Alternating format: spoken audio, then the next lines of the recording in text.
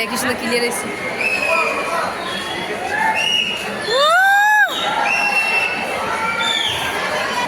এখানে তোমাদের জন্য একটা আমরা প্রজেক্ট এনেছিলাম।